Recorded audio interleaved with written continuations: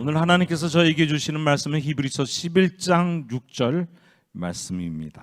한 목소리로 함께 읽겠습니다.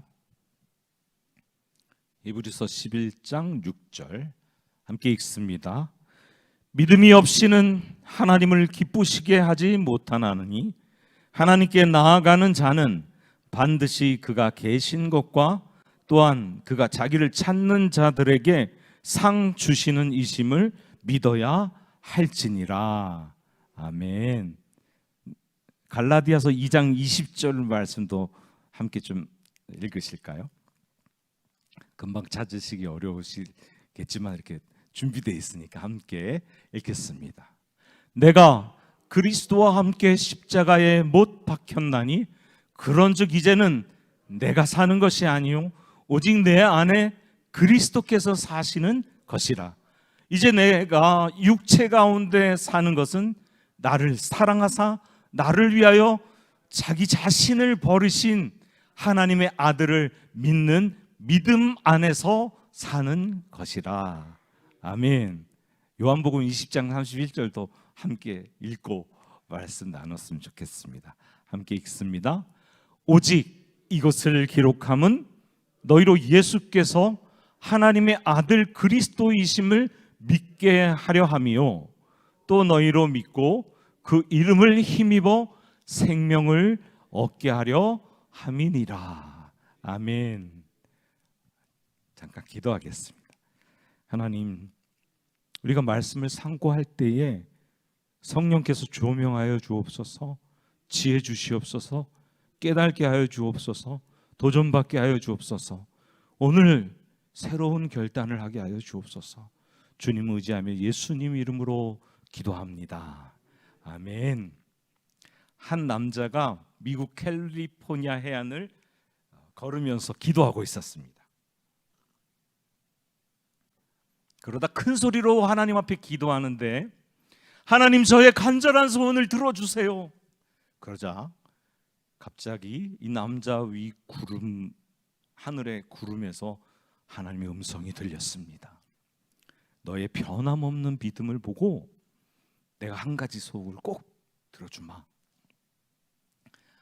남자가, 하나님, 하와이까지 다리 하나를 만들어 주세요. 제가 언제든지 차로 갈 수 있게 해주세요. 하나님께서 그 기도를 들으시고, 얘야, 너의 기도는 들어가는 게 너무 많구나. 다리의 교각이 태평양 바다까지 닿아야 하고, 또 거기에 철근과 콘크리트는 얼마나 많이 들어가겠냐. 내가 할 수 있지만 정말 세상 살아가는데 꼭 필요한지는 잘 모르겠다. 그러니 좀 더 생각해보고 내 영광을 위해서 꼭 필요한 것을, 다른 한 가지 소원을 말해보래요. 남자가 깊이 생각하면서 걷다가 결국에 이렇게 하나님께 구했습니다. 하나님, 저는 여자들의 마음을 잘 이해하기를 원합니다.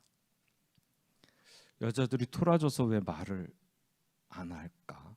그때 그 마음이 어떤 것을 느끼고 있는지, 뭘 생각하는지, 왜 우는지. 여자가 아니 괜찮아 신경 쓰지 마 라고 말할 때 그 말의 참뜻이 무엇인지, 그리고 어떻게 하면 그 여인이 행복할 수 있을지 알기 원합니다. 그때 하나님께서 숨도 안 쉬고 곧바로 대답하셨습니다. 얘야, 하와이까지 다리를 4차선으로 하랴 8차선으로 하랴. 웃으라고 함께 좀 웃어주세요. 네.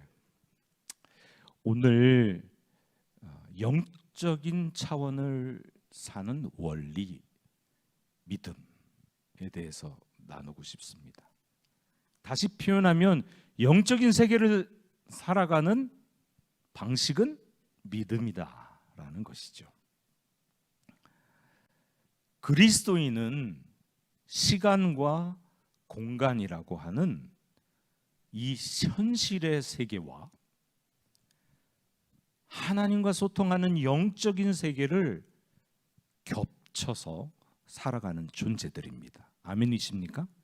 이 현실의 세계와 시간과 공간이라고 하는 타임라인 안에, 공간 안에 갇혀서 사는 현실의 세계와 시공간을 초월해서 영원하신 하나님과 만나는 영적인 세계가 겹쳐 있단 말이에요. 그것을 살아가는 존재들이 그리스도인입니다.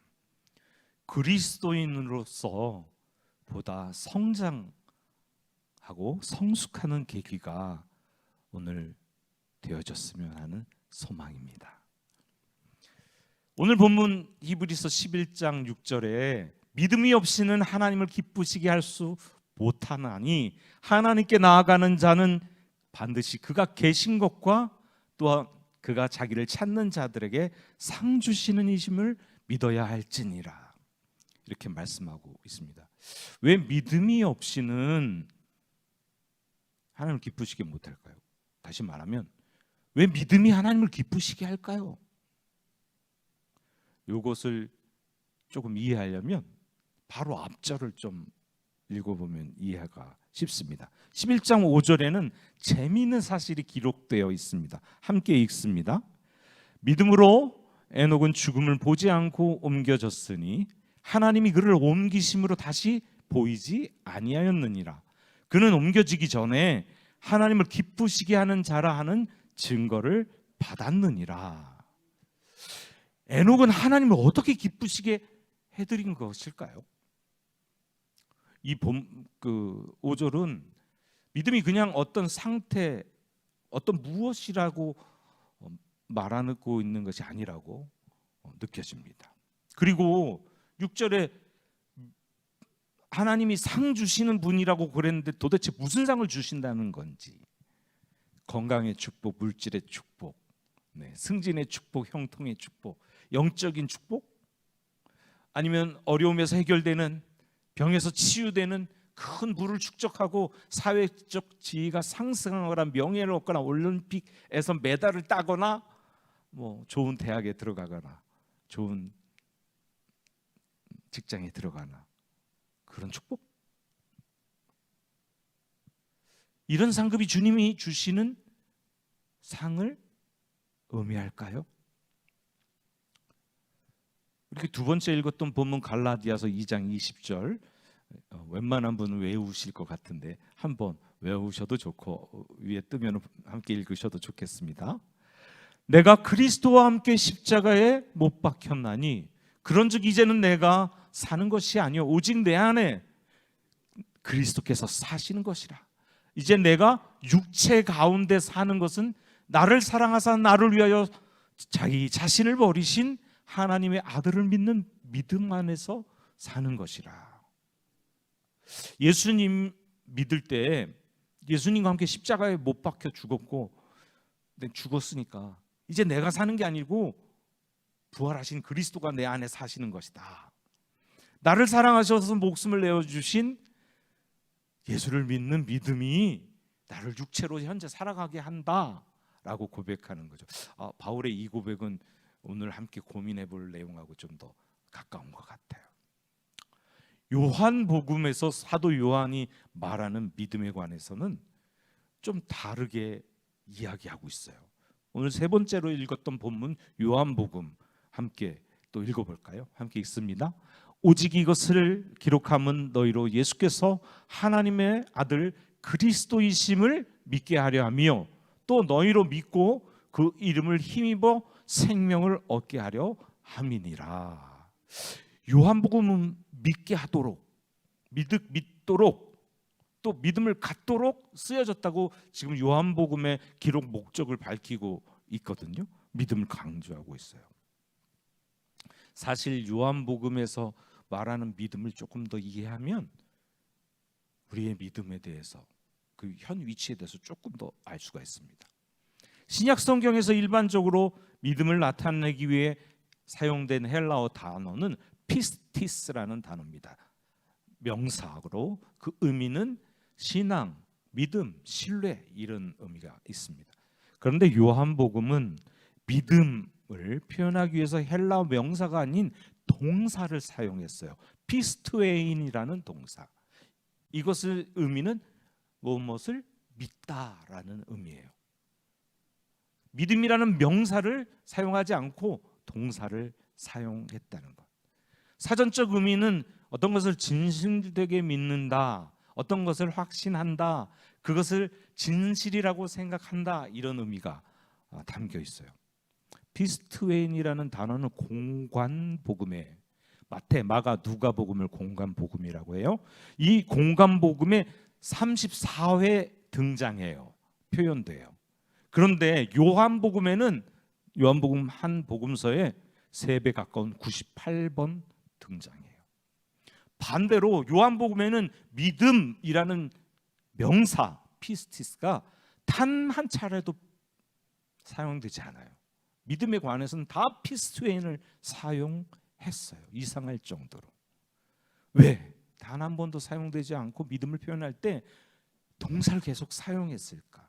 이것은 믿음은 어떤 내적인 자선의 상태, 무엇을 말한다라고 사도 요한은 말하고 싶지 않은 거예요.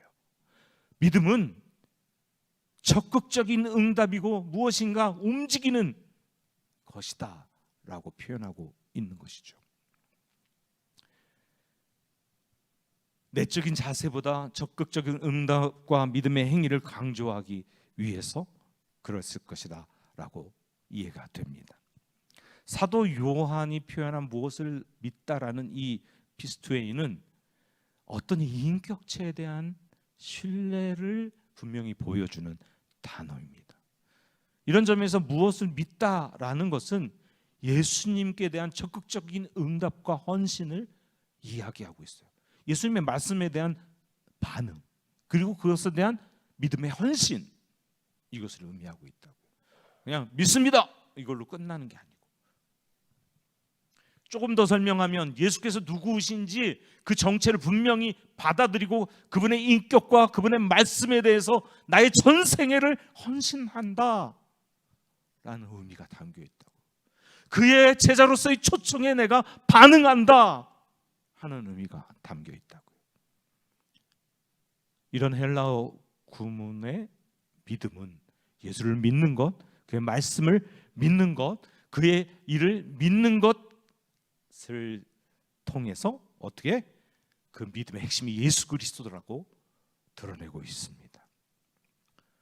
요한복음에서 보여지는 피스투에인의 또 다른 이해는 다양한 용법으로 쓰여지고 있는데 믿음의 성숙에 대한 다양한 단계가 있다는 것을 보여줍니다. 믿음의 단계를 소개하는 것은 단 한 번의 경험으로 믿음이 확정되는 것이 아니라 지속적으로 발전하고 성장하고 성숙해 나가야 한다는 특성을 보여주는 것이에요. 피스티스 명사가 단 한 번도 사용되지 않고 동사가 반복적으로 등장하는 이유라는 것이죠. 첫 번째 단계는 단순히 영접하는 단계의 믿음이에요. 예수님 그분과 그의 인격을 믿음으로 믿는 믿음. 요한복음에서 영생을 얻는 조건이라고도 말하고 있습니다. 요한복음 예수를 믿지 않는 사람에게 격려하며 예수께 나아오라고 믿으라고 초청하는 의미로 이 동사를 쓰고 있습니다. 더불어서 믿지 않는 사람을 초청하는 것에 더불어서 아직 신앙이 어린 사람들에게, 예수는 믿기만 하지만 아직 성숙한 단계로 못 들어가 있는 사람들에게 계속해서 중단하지 말고 예수께 더 나아가라고 격려하고 있는 거죠. 이 표현을 읽을 때. 또 마지막 단계의 진정한 믿음의 성숙한 단계에 다다라가고 있는 사람에게 끝까지 격려하고 자극하고 도전하는 동사 피스투엔 믿다라는 의미를 사용하고 있습니다. 네 번째로 요한복음에서 믿음의 개념을 이 단어로 표현한 것은 믿음은 역동적인 움직임, 역동적인 인식의 신앙임을 보여주는 것입니다. 믿음이 실제적인 헌신과 약속으로서의 실천적인 행동이라는 거예요.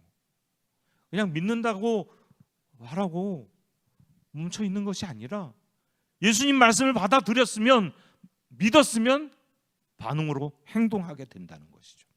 정적인 상태가 아니라는 의미예요.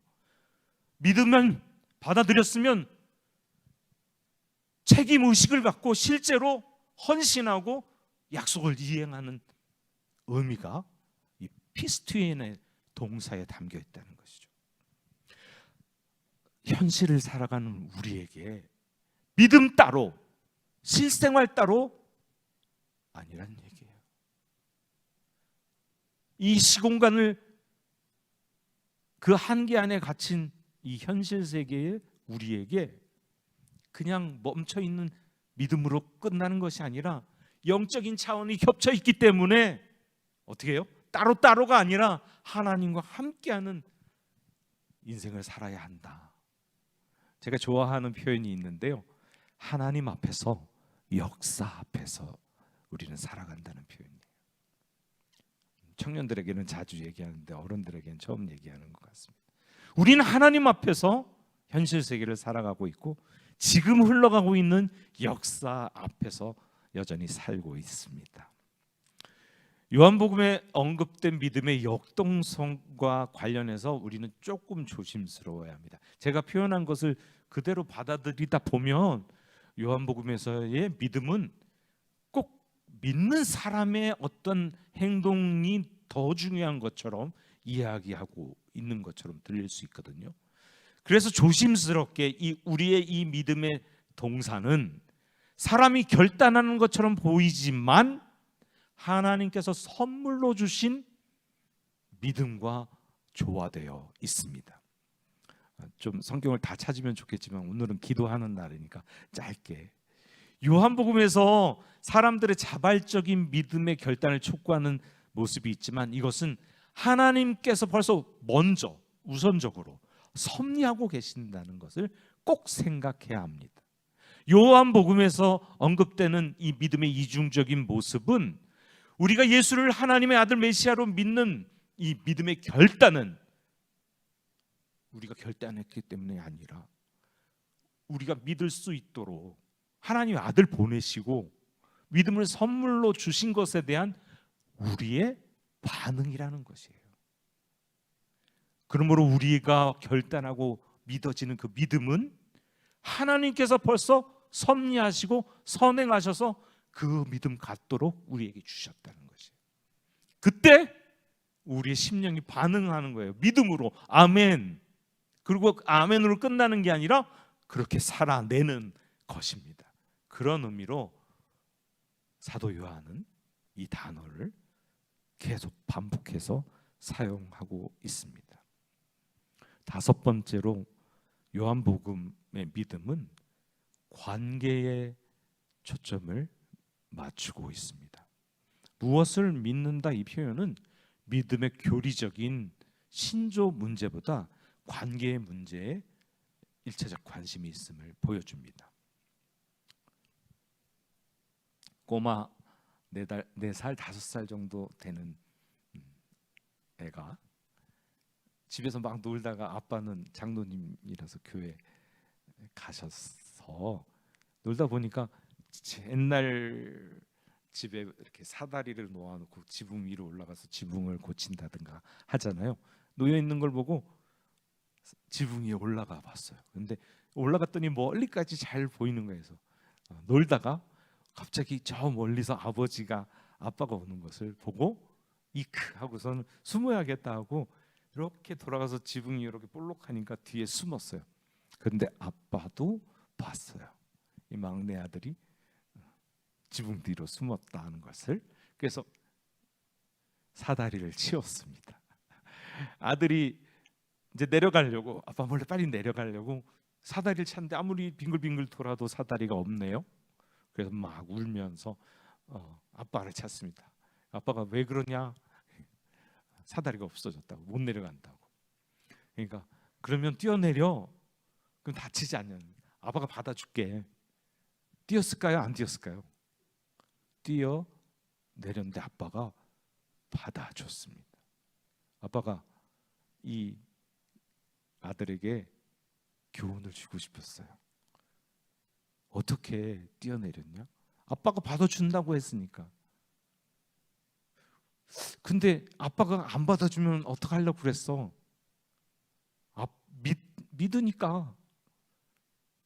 어떻게 아빠를 믿어? 아빠니까.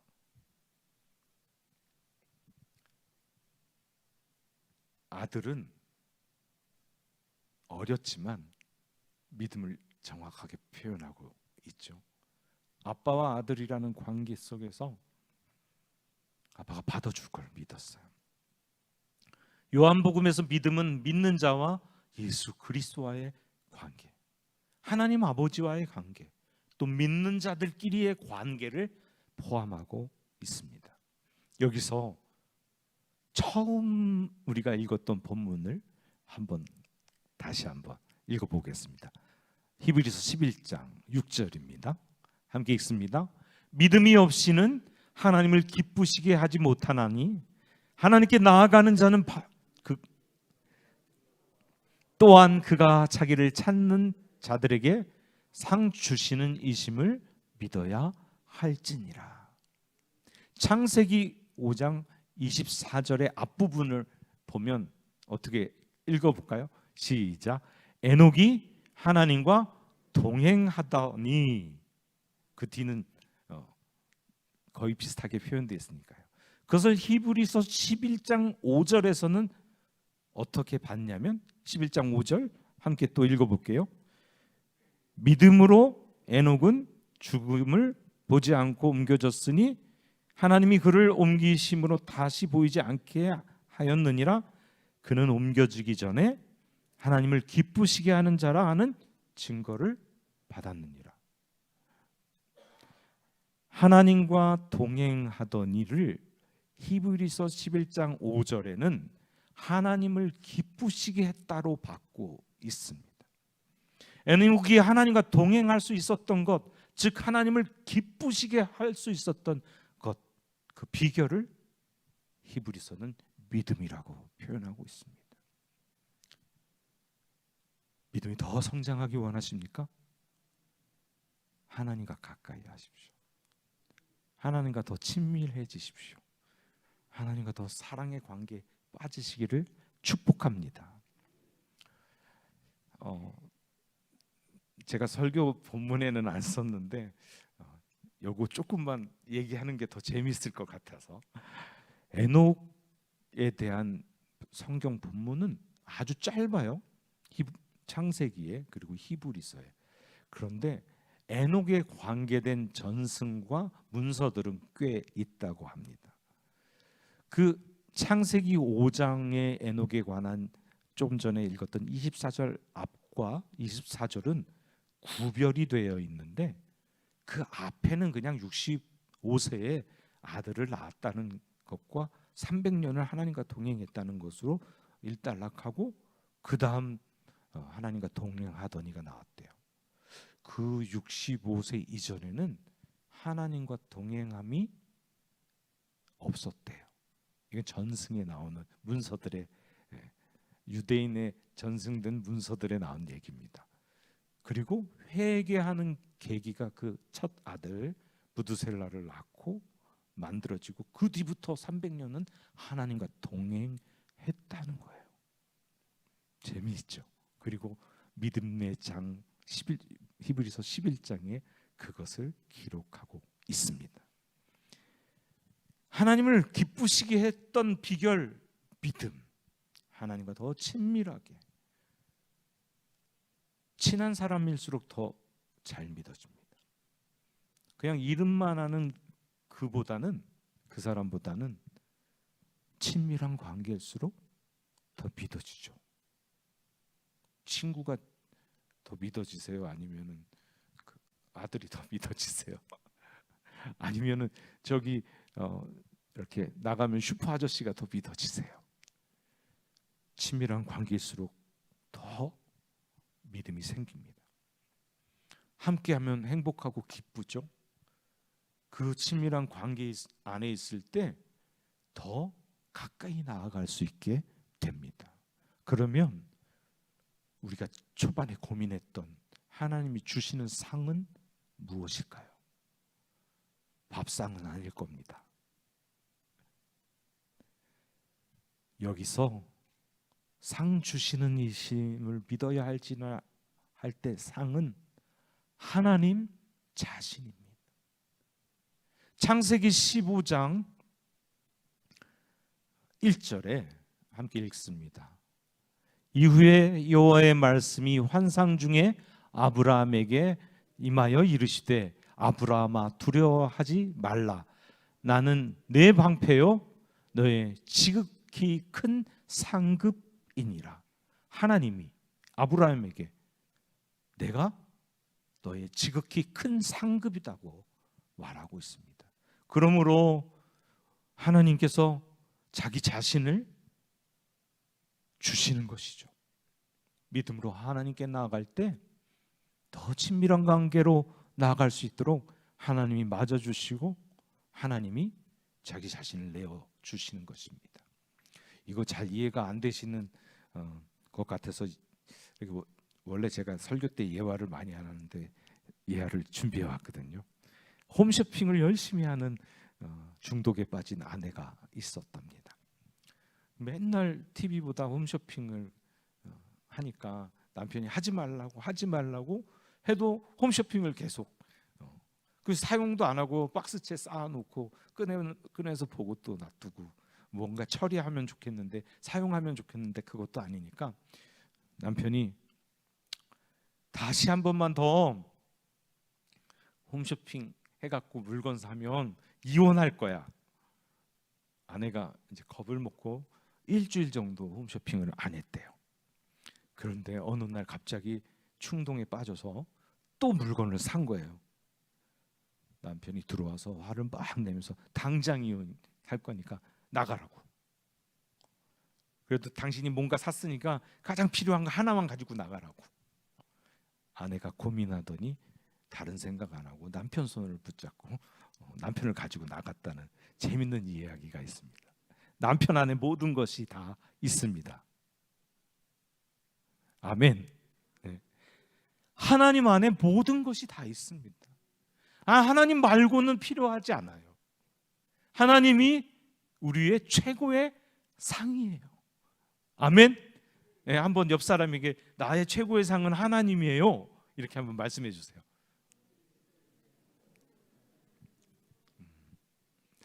너무나도 사랑하는 너무나도 친밀한 우리 주님이시기 때문에 그 친밀한 가운데 그 사랑 안에 살아가는 것이 믿음 안에 사는 것입니다.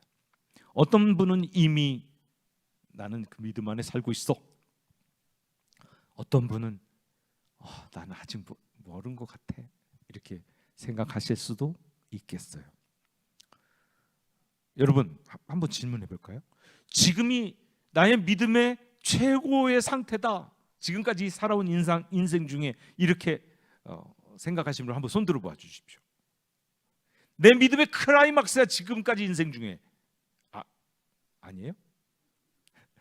그러면 지금까지 인생 중에 그 믿음의 클라이막스는 있었어. 젊었을 때 있었어. 이렇게 하시는 분 손 들어 봐 주세요. 할렐루야. 꽤 많으세요. 용기 있게 손 드세요. 내가 믿음의 클라이막스, 믿음의 최고조일 때가 있었어. 손 들어 주세요. 거짓말하지 말고. 예, 아멘. 오늘 우리가 좀 기도하면서 그 믿음의 클라이막스를 잘 안 돼요. 최고 수준의 이었던 그 옛날의 믿음의 수준을 조금 더 높이는 날 됐으면 좋겠습니다. 믿음은 한 번의 상태에 관한 것이 아니라 지속적인 진행형입니다. 더 성장하고 완벽한 방향으로 나아간다고 말할 수 있습니다. 이것은 관계에서 나옵니다. 주님과의 관계, 하나님과의 관계에서 나옵니다. 그런 사랑의 관계, 친밀한 관계가 강한 믿음을 만들어냅니다. 더 성장하고 성숙하게 만들어갑니다. 오늘 저와 여러분이 모두 더 믿음이 성장하고 성숙해지는 시간 되기를 예수 그리스도의 이름으로 축복하며 이 말씀을 드립니다.